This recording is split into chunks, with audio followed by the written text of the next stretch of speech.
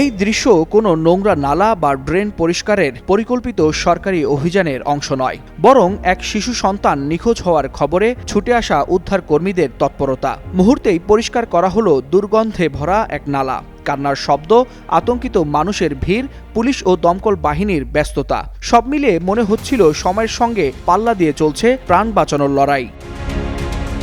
নোংরা ড্রেনে শিশু নিখোঁজের খবরটি ছড়িয়ে পড়তেই মুহূর্তেই এলাকায় চলে আসে পুলিশ। পরে যোগ দেয় দমকল বাহিনী। আনা হয় খনন যন্ত্র। বলা হয় একটি শিশু খোলা ও নোংরা ড্রেনে পড়ে গেছে, আর সেই শিশুকে বাঁচাতেই শুরু হয় টানা উদ্ধার অভিযান।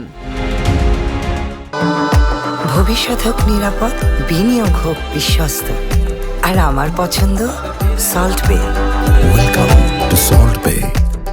ঘণ্টার পর ঘণ্টা কাদা, আবর্জনা আর দুর্গন্ধযুক্ত পানির ভেতর হাতড়ে খোঁজ চালান শ্রমিকেরা। পুরো ড্রেনের এক প্রান্ত থেকে অন্য প্রান্ত ঘুরে দেখা হয়, কিন্তু যত সময় গড়ায় ততই প্রশ্ন বাড়ে, শিশুটি আসলে কোথায়?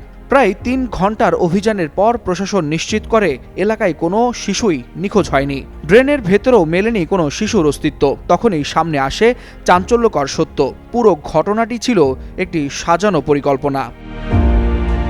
তদন্তে জানা যায়, দীর্ঘদিন ধরে অবহেলিত ও উপচে পড়া ওই ড্রেন পরিষ্কার করাতেই এমন নাটক সাজিয়েছিলেন স্থানীয় এক নারী। লিখিত অভিযোগে কাজ না হওয়ায় তিনি বেছে নেন শিশু নিখোঁজের মতো ভয়ঙ্কর গল্প।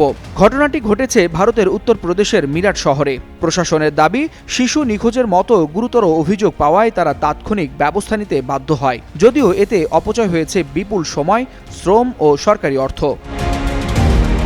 ঘটনাটি প্রকাশ্যে আসতেই শুরু হয়েছে তীব্র বিতর্ক।